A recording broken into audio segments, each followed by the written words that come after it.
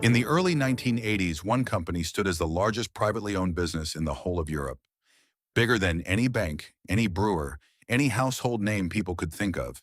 It did not sell cars, oil, or steel. It sold football bets and knitted jumpers, delivered door to door. Every Thursday evening, a familiar face knocked on doors across Britain, collecting football pools, coupons filled in around kitchen tables, everyone dreaming of the one line that could change their life. Every autumn, a catalog thick as a telephone directory dropped through the letterbox, offering a warmer coat, a new bicycle, a proper Christmas on credit ordinary families could actually afford. By 2005, the company behind both rituals had been wound up completely, its name reduced to little more than a website. How does a business woven into the weekly rhythm of millions of British households simply vanish? This is the story of Littlewoods, and what its disappearance reveals about how quickly trust, once built over generations, can be lost. John Moores was born in 1896 in Eccles, Lancashire, the son of a bricklayer. There was no family fortune waiting for him, no inheritance, no connections in business.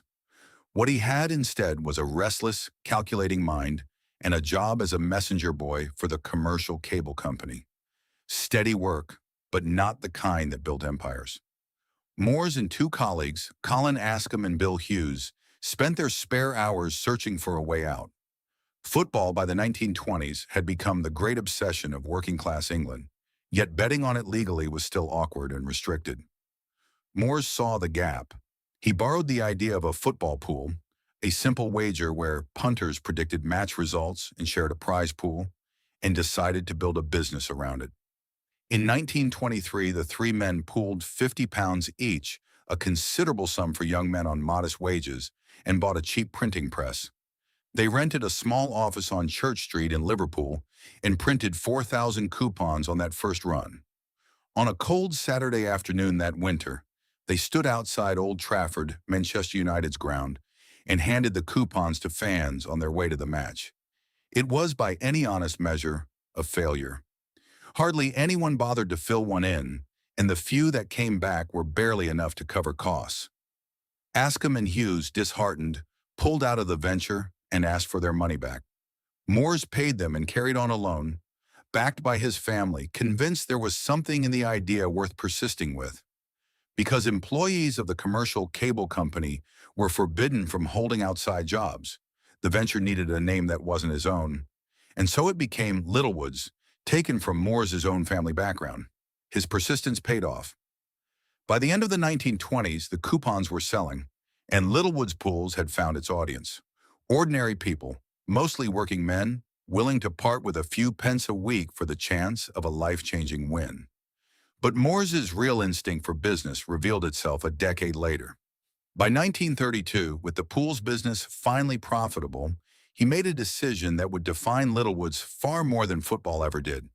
He noticed something in his own customer lists, thousands of names and addresses, mostly women, who trusted the company enough to send it money every week. Rather than let that trust sit idle, Moores turned it into something new, a mail-order catalog. The first catalog was sent not to strangers, but to existing pool subscribers, the very women whose husbands filled in the coupons each Saturday. It offered clothing, household goods, small luxuries, all on credit, paid off in weekly installments many families could genuinely manage. Word spread through neighborhoods and workplaces, and women began organizing themselves into informal clubs, pooling orders together, splitting the cost of postage, encouraging one another to sign up. It was an unlikely pairing, a football betting company becoming a fashion and homeware retailer, but it worked precisely because both businesses ran on the same currency: trust, collected in small, regular amounts from people who had very little to spare. Littlewoods was no longer just a pools company. It had quietly become something far bigger, a business built on the belief that ordinary British families, given the chance, would keep faith with a name they knew. That faith was about to be tested on a much larger stage. The decades that followed transformed Littlewoods from a promising business into something closer to a national institution, one that reached into nearly every working-class street in Britain, whether through a coupon on the kitchen table or a catalog parcel on the doorstep. By the late 1930s, the pool side of the business had grown so large that Littlewoods needed a headquarters worthy of it. In 1938, the company opened a striking Art Deco building on Edge Lane in Liverpool. Vast, modern, unmistakable, with a clock tower that became a landmark in its own right. Inside, more than 10,000 staff, the overwhelming majority of them women, processed millions of coupons every single week, sorting, checking, and calculating results by hand at a scale few people outside the company ever fully appreciated. For many women in Liverpool, a city that had known real hardship, a job at Littlewoods was not just employment, it was stability, dignity, and a wage of their own. The Saturday ritual itself became something close to a national ceremony. Across Britain, a Littlewoods coupon collector, usually a neighbor, someone known by face if not by name, called at the door midweek to gather the coupons and the money. Results came in on Saturday afternoon, and households gathered around the radio to hear the classified football results read out in that familiar, unhurried voice. For a few shillings a week, an ordinary family bought themselves permission to dream, however briefly, of a different life. Even the Second World War could not break the ritual. When war came in 1939, Littlewoods joined forces with its two main rivals, Vernon's and Zetter's, to form the Unity Pools, keeping the game alive under wartime restrictions. The Edge Lane building itself was requisitioned by the government, its presses turned over to printing millions of national registration forms, and its workforce, the same women who once sorted coupons, set to work manufacturing parachutes, barrage balloons, and components for Halifax bombers. It was a strange and telling detail, the machinery of a football betting company quietly repurposed for the machinery of war, then handed back once peace returned, and return it did, with even greater force. By 1946, Littlewoods introduced the treble chance, a new way of playing that reinvigorated interest across the country. And by the 1950s, the company stood as the largest football pools business in the world. It became the first sponsor of the FA Cup, cementing a relationship between British football and Littlewoods that would last for decades. In 1957, a mill worker's wife named Nellie McGrail won just over £200,000, an almost unthinkable sum for a working family at the time. And stories like hers traveled through pubs, workplaces, and Sunday newspapers, feeding the belief that the win could happen to anyone, including you. No story captured that dream quite like Viv Nicholson's. In 1961, she won a Littlewoods Pools jackpot and famously declared she intended to spend, spend, spend, and did. Her rise and eventual fall became so woven into British popular culture that her life was later turned into a book, a stage play, and a musical, all carrying that same phrase as their title. She became, whether she wanted it or not, the human face of everything Littlewoods represented: sudden fortune, working-class glamour, and the razor-thin line between a dream fulfilled and a life upended. Behind the scenes, Littlewoods also worked hard to be seen as more than a betting company. Profits from the pools helped fund the Football Trust, an initiative backed by Cecil Moores that poured money back into the game, improving ground safety and crowd facilities at a time when English football desperately needed it. In 1973, the company introduced Spot the Ball, a new competition requiring genuine skill and judgment rather than pure chance, which produced its own local legends. Ordinary punters walking away with cash prizes, cars, and holidays that would otherwise have been entirely out of reach.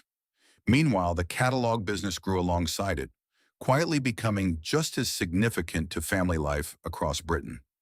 Each autumn, the new catalog arrived like clockwork, thick with pages of clothing, toys, and household goods, and mothers across the country pored over it at the kitchen table, planning Christmas months in advance. The system of weekly installments meant a family earning very little could still promise their children a proper Christmas morning, not through charity, but through a credit arrangement built entirely on trust between Littlewoods and the woman who placed the order. By the 1970s, it was genuinely difficult to find a British household untouched by Littlewoods in some form: a father who still filled in his coupon out of habit, a mother who ran the local catalog club for her street, a grandmother who still spoke of Viv Nicholson as though she'd known her personally. Littlewoods had achieved something remarkably rare. It had made both gambling and shopping feel like community, not commerce. What exactly was it about a modest weekly coupon and a well-thumbed catalog that made an entire nation feel like it belonged to something bigger than itself? That sense of belonging was about to be tested by forces no coupon collector or catalog club could have anticipated.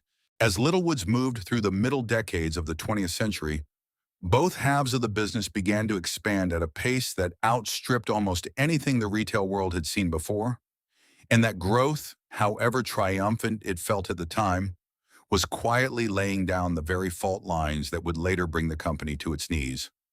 On the retail side, expansion meant physical stores, and by the mid-20th century, Littlewoods had become one of the most recognizable names on Britain's high streets. Town centers from Glasgow to Southampton gained their own Littlewoods store, usually a solid, dependable building sitting alongside the other anchors of British retail: Woolworths, British Home Stores, Marks and Spencer. For decades, that model held. A Littlewoods on the high street was simply part of what made a town feel complete, a place where a family could buy school shoes, a winter coat, and a birthday present all under one roof. But by the 1980s, the geography of British shopping itself was shifting, and Littlewoods made a decision that would come to define the next chapter of its story. Rather than simply maintaining its high street presence, the company became one of the key retailers willing to relocate into newly designated enterprise zones. Out-of-town developments offered generous financial incentives, including business rate relief and tax allowances, specifically to attract large retailers away from traditional town centers. It was on paper a shrewd commercial move. It was also a quiet admission that the old town center model was no longer enough on its own. The clearest example came on the 14th of November, 1989, when Littlewoods opened a large store at the newly built Maryhill Shopping Center in the West Midlands. Maryhill was everything the traditional high street was not: vast, purpose-built, surrounded by car parking rather than pavements, designed around the assumption that customers would arrive by car rather than on foot or by bus. For Littlewoods, it represented the future: bigger floor space, modern store design, and a retail environment built entirely around convenience rather than civic tradition. This shift asked something different of the people who worked for Littlewoods. Store staff who had spent years serving the same familiar faces on a town high street now found themselves working in vast, anonymous retail parks, serving a wider catchment of shoppers who had driven in from several towns away rather than walked from the street outside. For some employees, this was an opportunity. Bigger stores meant more roles, more departments, more scope for advancement. For others, it meant the slow erosion of something harder to quantify: the sense of a shop that belonged to its town, staffed by people who knew their regular customers by name. Meanwhile, the pool side of the business was expanding through an entirely different mechanism. Not new buildings, but new technology and reach. Littlewoods Pools built one of the most extensive door-to-door collection networks in the country, employing vast numbers of local agents and collectors who called on households week after week, decade after decade. This was not franchising in the American sense, but it produced a remarkably similar effect: a national business held together by thousands of local, personal relationships. Each collector, effectively the human face of Littlewoods within their own street or neighborhood. It was a system built almost entirely on trust and habit, powerful while it lasted, but with very little built-in resistance to a competitor who could reach the same customers instantly without ever knocking on a door. By the 1980s then, Littlewoods had built two parallel empires of extraordinary scale. Its retail arm stretched across high streets and, increasingly, purpose-built shopping centers throughout England, Scotland, and Wales. Its pools arm reached into an estimated one household in three across the country, sustained by an army of local collectors whose relationship with their customers had barely changed in 50 years. Together, they made Littlewoods the largest privately owned company in Europe. A business so large, so embedded in ordinary British life, that its eventual disappearance seemed, to almost everyone at the time, entirely unthinkable.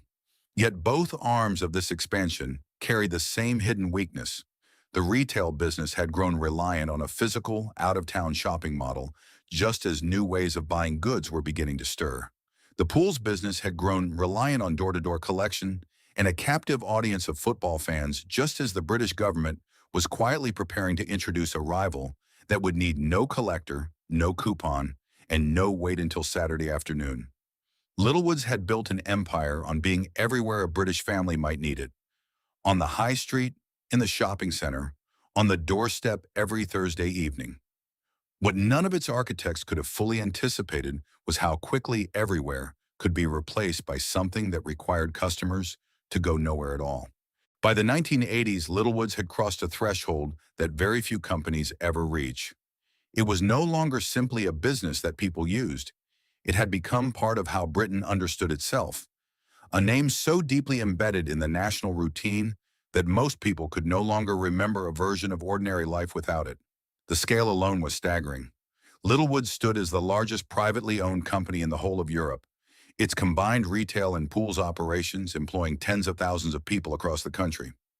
Its stores anchored high streets and shopping centers from one end of Britain to the other, while its pools business reached deep into working-class communities that had trusted the same weekly ritual for two, sometimes three generations. There was no single moment when Littlewoods became Britain's brand. It simply arrived there gradually by being present in more homes, more habits, and more memories than almost anything else in the country. Nowhere was that presence felt more powerfully than in football itself. Littlewoods had been the first sponsor of the FA Cup, tying its name permanently to English football's most beloved competition at a time when shirt sponsorship and stadium advertising barely existed.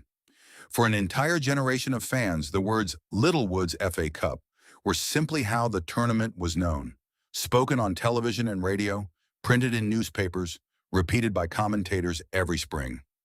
It was one of the earliest and most successful examples of a British company attaching its identity to the nation's sporting passions.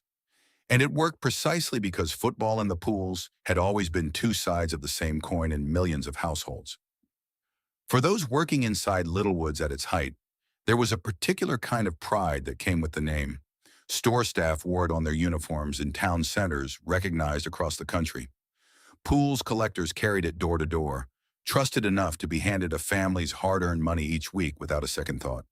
Employees at the Edge Lane headquarters, and later at sites across Liverpool, understood they were working not for a local firm, but for something closer to a national institution.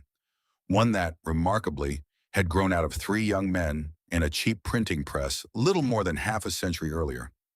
That sense of belonging passed easily from one generation to the next.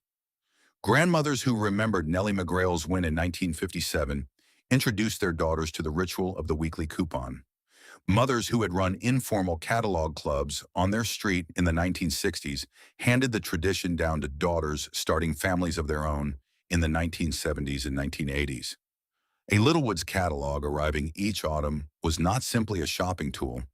It was an object that had been part of family life for as long as many customers could remember. Something their own mothers had once pored over at the same kitchen table. The Christmas catalog captured this generational pull better than anything else the company produced. Each year, as autumn turned to winter, an oversized parcel dropped through letterboxes across Britain, thick with pages of toys, clothing, and household goods, priced to be paid off gradually through the new year. For families with very little spare income, the catalog represented something close to a promise.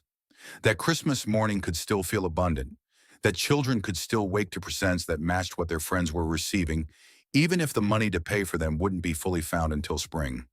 Mothers built entire Christmases around its pages, ticking off items, comparing prices, planning months ahead, a ritual repeated in kitchens up and down the country every single year. Beyond the high street and the kitchen table, Littlewoods worked hard to root itself in civic life as well.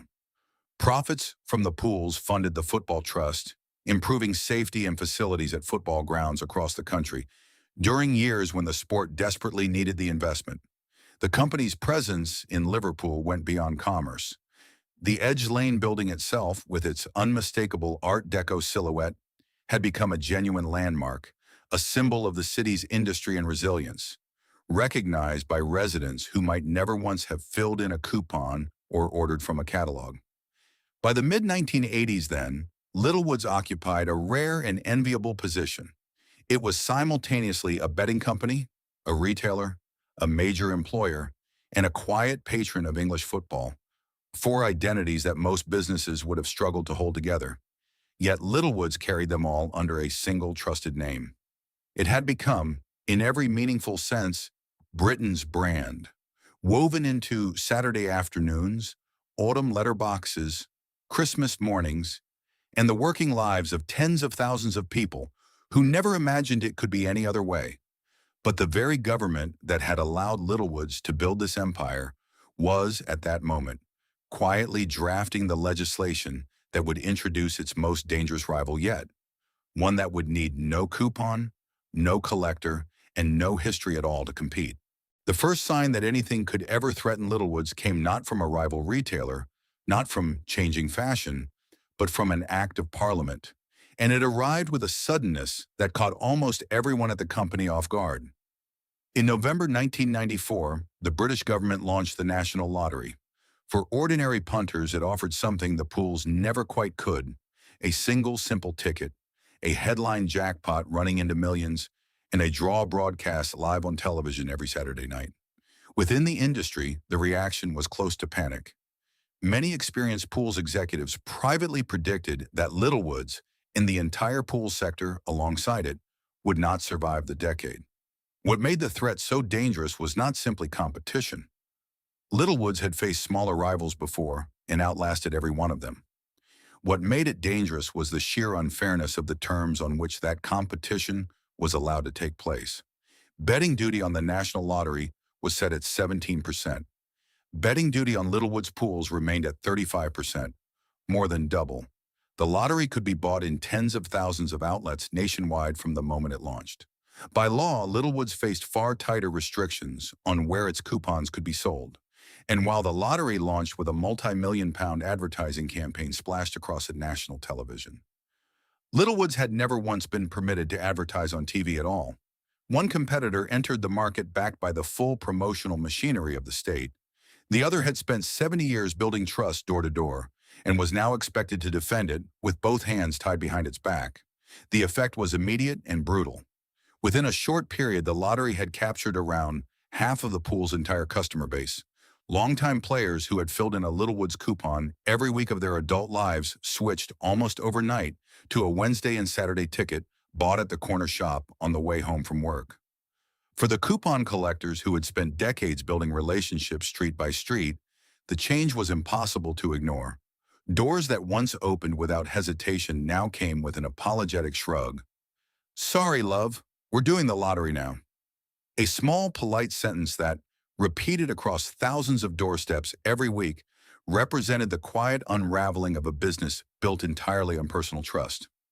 That same month, in a decision that felt almost symbolic, Littlewoods closed its historic Edge Lane headquarters in Liverpool. The great Art Deco building that had processed millions of coupons a week since 1938 survived the Second World War and stood for decades as a landmark of the city itself. Operations moved to a newer site at Walton Hall Avenue, more efficient perhaps, but stripped of the history embedded in every corridor of the old building. For staff who had worked there for 20, 30 years, the closure felt less like modernization and more like an ending. Littlewoods did not surrender without a fight. In 1996, the company launched a fresh advertising campaign, its first genuine attempt to reposition the pools as something distinct from the lottery, built around football itself rather than the vague promise of instant riches. The campaign leaned hard into an old rivalry. The pools, it argued, was about football, skill, and knowledge. The lottery was simply balls in a machine. Timed to launch at the start of the 1996-97 football season and running heaviest in the middle of the week to catch fans before the coupon collector's next visit, the campaign proved unexpectedly effective. Pool sales grew by 9% that year, the strongest single upturn in the company's 73-year history. For a brief moment, it looked as though Littlewoods might yet find its footing. But a 9% rise, however welcome, was not remotely enough to undo the 50% already lost to the lottery. And everyone inside the business understood the arithmetic, even as they celebrated the campaign's success. The truth was harder to escape with each passing year. The game itself, however cleverly marketed, was now competing against a rival with lower taxes, wider distribution, and unrestricted access to the nation's television screens. Littlewoods could win a battle of advertising. It could not, on those terms, win the war. And the pool's business was not the only part of the company facing an invisible new competitor. Through the second half of the 1990s, a different kind of change was creeping into British homes. One far quieter than a lottery advert, but ultimately just as corrosive. As internet access slowly spread into ordinary households, the entire catalog market began to shift beneath Littlewood's feet. Telephone orders, once the fastest-growing part of the retail business, started to slow. The comfortable, decades-old rhythm of flicking through a printed catalog at the kitchen table was no longer the only way to shop from home, and it would not remain the easiest way for very much longer. Two pillars of the same company, built over 70 years on entirely different foundations, one on football and chance, the other on catalogs and credit, were now being tested by two entirely different forces, arriving in almost the very same years. How long could a business this large, this trusted, continue to absorb pressure on every front at once, before something inside it began to give way? Nobody at Littlewoods yet knew the answer. But behind the boardroom doors on Walton Hall Avenue, the decisions being made in response to that pressure would prove in time to be just as damaging as anything the National Lottery had done. Behind the closed doors of Littlewood's boardroom, the decisions of the late 1990s and early 2000s were not framed as the end of anything. They were framed, as such decisions almost always are, as a necessary modernization. The sensible response of a family business finally accepting that it could no longer run two vast, aging empires alone. In hindsight, they were the moments when Littlewoods began, quietly and legally, to be dismantled. The first move came in 2000. The Moores family, who had controlled the company since John Moores printed those first 4,000 coupons in 1923, sold the pool's business itself. The buyer was Rodeem, a shell company part owned by the Bank of Scotland, and the price was $160 million, a sale that also included Littlewood's fledgling online betting venture, bet247.co.uk, and its telephone betting operation. At the time of sale, the pool still had roughly 1 million people playing every single week, a figure that, on paper, looked like a business very much alive.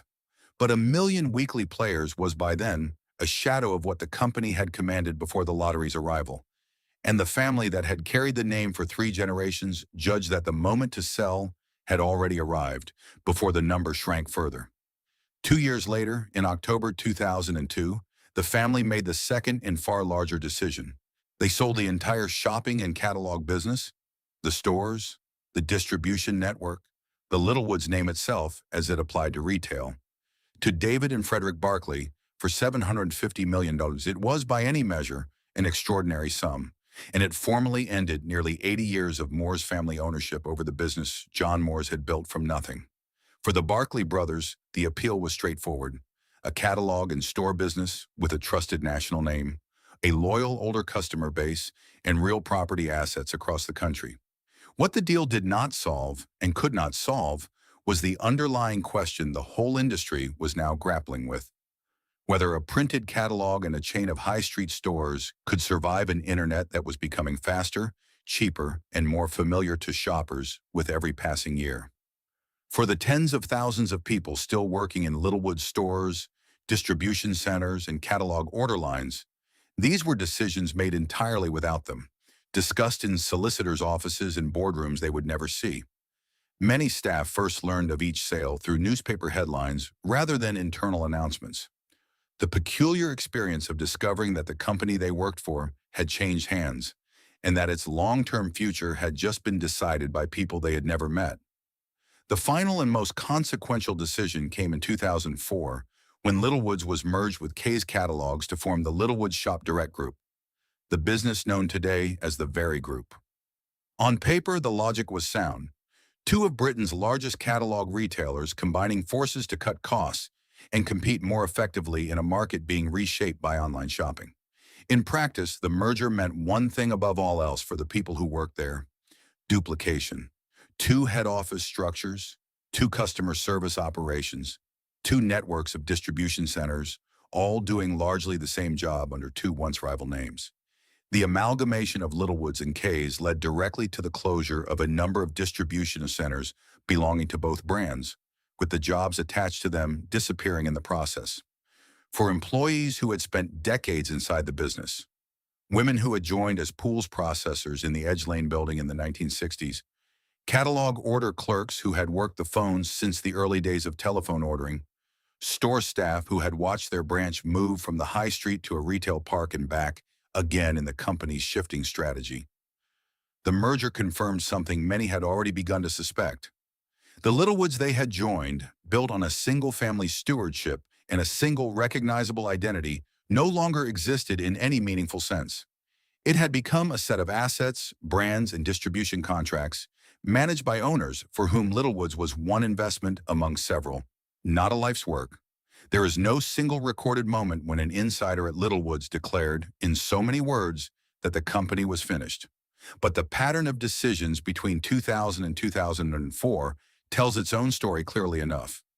First, the pools business sold away from the family that built it. Then the retail arm sold to new owners with no historical tie to Liverpool or to Moors, then merged with a former rival in a deal whose primary achievement was the removal of duplicate jobs and duplicate buildings. Each decision was defensible in isolation. Taken together, they describe a company being carefully, deliberately taken apart, not through fraud, not through scandal, but through the ordinary, unremarkable machinery of sale, merger, and cost reduction.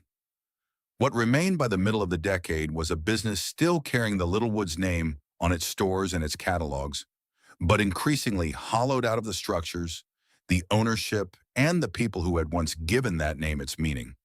The public collapse, when it came, would look sudden. The decisions that made it possible had already been made, one boardroom signature at a time, years before a single store closed its doors for good.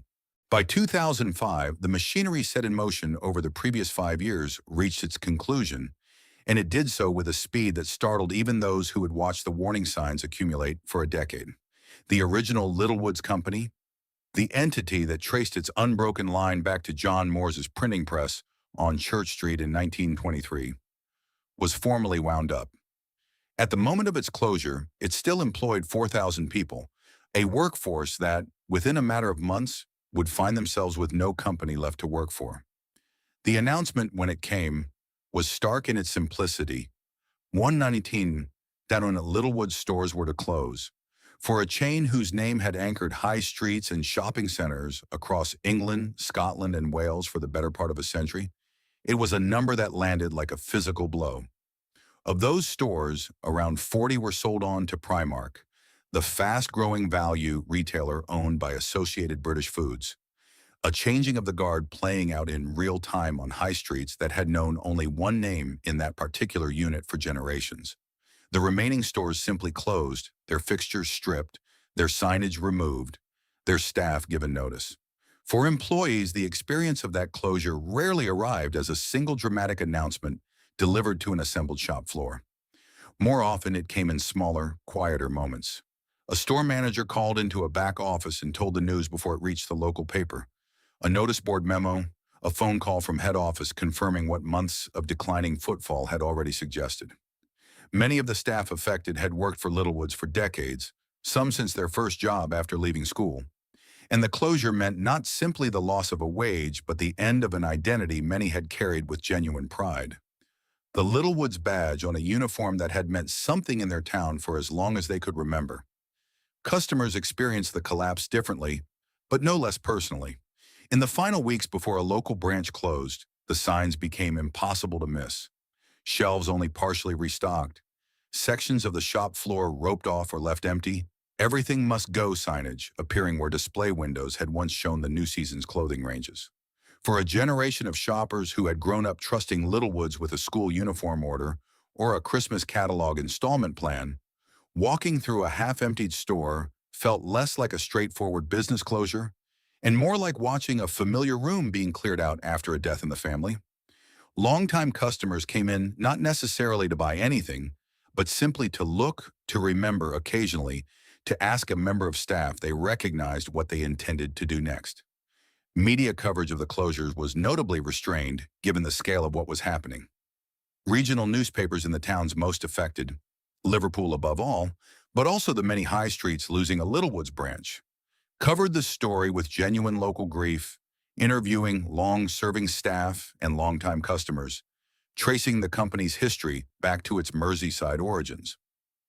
National coverage, by contrast, treated it largely as a straightforward corporate restructuring, a catalog retailer streamlining its estate in the face of online competition, a story of changing consumer habits rather than a cultural loss.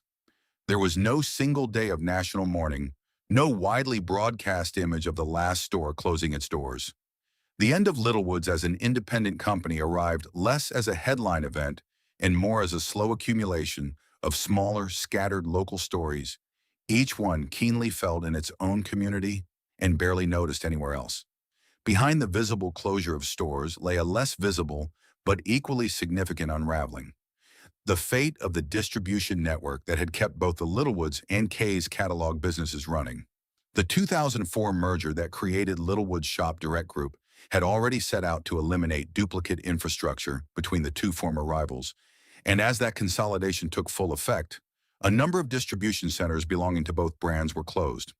For the warehouse staff, pickers, and drivers who kept the catalog orders moving, the collapse was felt not on a shop floor, but in the quieter, less visible corner of the business that customers rarely thought about at all, yet depended on completely every time a parcel arrived at the door. Financially, many long-serving employees discovered that decades of loyalty to the company came with no special protection once ownership had passed through a chain of family sale, private buyout, and merger. Pension arrangements built up over a working lifetime under Moore's family ownership did not automatically transfer with the same security once the business became one asset among several controlled by new owners more focused on cost synergies than continuity. For workers who had joined Littlewoods in their 20s expecting to retire from the same company, the reality of the 2004-2005 restructuring was a far more precarious landscape than the one they had signed up for. Nowhere was the physical scale of the collapse more visible than at the Edge Lane site in Liverpool, the very building where the whole story had, in a sense, begun to take its modern shape back in 1938. Having already been vacated as an active headquarters in 1994 when operations moved to Walton Hall Avenue, the great Art Deco structure now stood entirely empty, its clock tower still visible from the surrounding streets, its interior silent for the first time since barrage balloons and Halifax bomber components had been assembled there during the war. A building that had once employed over 10,000 people processing coupons at the height of the pool's business became almost overnight simply another vacant Liverpool landmark, its future uncertain, its past increasingly a matter for local historians rather than company records. There was no single documented last day of trading in the way some collapsed chains produce a final viral image of an empty till or a queue of bargain hunters clearing the shelves. Littlewood's ending was distributed across dozens of towns and cities, each with its own final week, its own final regulars, its own quiet closing of shutters that had opened every morning for generations. In Liverpool itself, the city where three young men had once stood outside a football ground trying to give away coupons nobody wanted, the closure carried a particular weight. This was not simply a company shutting stores. It was a city watching a business it had built from nothing, one that had defined an entire local industry and employed generations of its women and men, cease to exist as anything more than a name attached to other people's ownership. By the end of 2005, the arithmetic of 82 years was complete. A printing press and 4,000 coupons handed out on a cold Manchester afternoon in 1923 had grown into the largest privately owned company in Europe, only to be sold in pieces, merged, and finally wound up within the space of 5 years. The stores that remained open now traded under new ownership, part of a group with no Moore's family involvement whatsoever. The building on Edge Lane stood empty. The coupon collectors who had once called at doors every Thursday evening belonged by now almost entirely to memory. What, in the end, does a business owe the generations of families who trusted it with their weekly wages and their Christmas savings? And what happens to that trust once the company that earned it no longer exists to honor it? Aftermath and lessons. The name Littlewoods did not disappear from British life in 2005, even though the company that built it had. In one of the stranger footnotes to the whole story, the very group, the modern successor born from years of merger and sale, retained the Littlewoods name for an online retail operation, littlewoods.com. Shoppers today can still order clothing and homeware under a brand with roots stretching back to that first catalog sent to pool subscribers in 1932. But the company behind the website bears almost no resemblance to the one John Moores built. There is no Moores family ownership, no Edge Lane headquarters, no coupon collector calling at the door. What survives is a name licensed for its residual trust. A label doing the one thing a brand can still do after the business behind it has gone. Remind people of what it used to mean. The football pools themselves also outlived the company that made them famous, in a much reduced form. The pools business sold by the Moores family in 2000 eventually became known as Littlewoods Gaming under Sportech plc, which went on to acquire its old rivals Vernon's and Zedders as well, consolidating what remained of an entire industry under one much smaller roof. In 2017, the business changed hands again, bought by Op Capita and rebranded simply as the Football Pools, deliberately dropping the Littlewoods name altogether. It still exists today as an online betting product, but the door-to-door collector, the Thursday evening ritual, and the Littlewoods name itself have all quietly fallen away, leaving only the game its founders invented in 1923. The most visible legacy of the collapse sits unmistakably on Edge Lane in Liverpool. The great Art Deco building stood empty for over 2 decades after Littlewoods vacated it in 1994. Its clock tower still a familiar sight to anyone driving past Wavertree Botanic Park, its interior increasingly derelict. A fire in 2018 damaged a significant part of the structure, seemingly confirming its decline into a permanent ruin. Yet the building's story has taken an unexpected turn in recent years. Developers have been converting the site into a film and television studio complex, with temporary studios known as the Depot already operating since 2021, and further redevelopment underway. It is a striking image in its own right.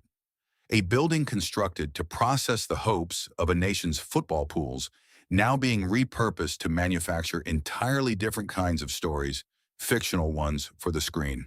For the wider industry, Littlewoods Collapse offered a lesson that extended well beyond one company's misfortune.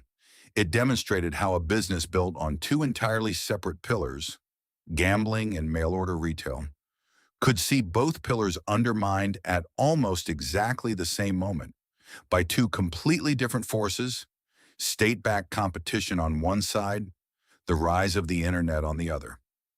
Few companies anywhere have faced quite that particular combination, and Littlewood's experience became something of a cautionary case study in how quickly regulatory change and technological change, arriving together, can overwhelm even a business with decades of accumulated trust behind it.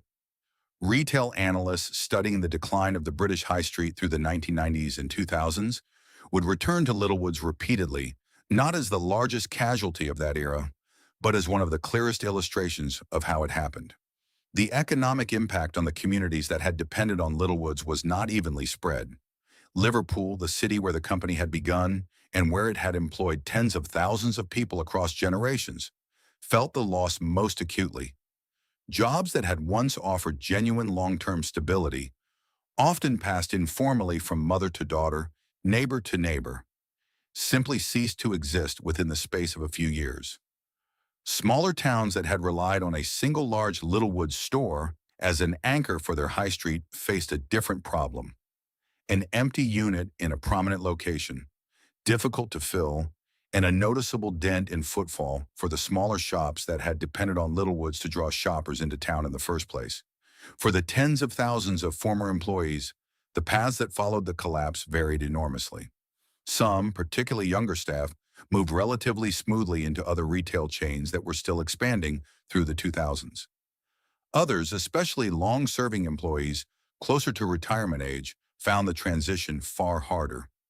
discovering that decades of experience in a catalog and coupon business built for an earlier era did not translate easily into a retail industry increasingly organized around e-commerce, logistics, and digital customer service. The very forces that had helped bring Littlewoods down in the first place. What does it mean, then, when a business built on generations of door-to-door trust is finally replaced by one requiring no door, no coupon, and no collector at all? Littlewood's disappearance offered no tidy answer to that question, only the clear evidence written across 119 closed stores and one empty Art Deco headquarters that trust alone, however deeply earned, was never going to be enough. Picture a Thursday evening, sometime in the 1960s, on an ordinary street in Liverpool or Leeds or Newcastle. A knock at the door, unhurried and familiar. A neighbor standing on the step, coupon book in hand, exchanging a few words about the weekend's fixtures before folding the money away into a small leather satchel. Inside, on the kitchen table, an autumn catalog lies open at the page marked with a torn strip of newspaper. A winter coat circled in pencil, already halfway paid for through weekly installments nobody thought twice about. Somewhere upstairs, a child sleeps, unaware that the shillings set aside each week from a father's wages and a mother's careful catalog order were already quietly building the Christmas morning, still months away. Littlewoods was never simply a football pools company, and it was never simply a catalog retailer. It was, for the better part of a century, one of the few institutions in Britain that treated ordinary working families as worth extending trust to. Trust in the form of credit without a bank, a modest wager without a bookmaker's shop, a relationship built door to door rather than through a till receipt.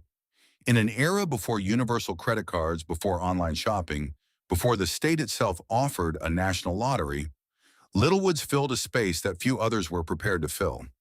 It allowed families with very little spare money to still participate in the rituals that mattered most. A proper Christmas, a new coat before winter, a weekly flutter that made Saturday afternoon football feel like it belonged to you personally, not just to the players on the pitch. It gave employment, often for decades at a time, to tens of thousands of women in cities like Liverpool who might otherwise have found few such opportunities open to them. It sponsored the FA Cup before football had learned to sell itself to sponsors at all. It built its Christmas catalog into something closer to folklore than commerce, an object families still speak of, decades later, with a warmth few retail catalogs have ever earned. None of that was inevitable, and none of it was replaced when Littlewoods disappeared. The high streets simply moved on, as high streets do, and something quietly went with it that no algorithm or app has ever quite managed to rebuild. The sense of a business that knew your street, your name, and your weekly wage, and extended you credit anyway. Littlewoods is gone now, in every sense that matters. The family that built it sold it in pieces. The company that bore its name was formally wound up. The building where it all once operated stood empty for years before finding an entirely different purpose. What remains is a name on a website, a smaller bedding business that has since dropped the name altogether, and a great many memories held by people now in their 70s and 80s who still remember the sound of a coupon collector's knock or the particular smell of a freshly delivered autumn catalog. There is no need to romanticize what was, at its core, a business like any other, built to make money and eventually undone by forces beyond its control. But there is every reason to remember what it quietly gave to the people who trusted it. 3 generations of families, one high street at a time, one Thursday evening at a time. John Moore's began with £50 and 4,000 unwanted coupons outside a football ground in 1923. What he built from that failure deserves to be remembered not as a cautionary tale of decline, but as proof of what an ordinary idea, carried faithfully for long enough, can come to mean to an entire nation.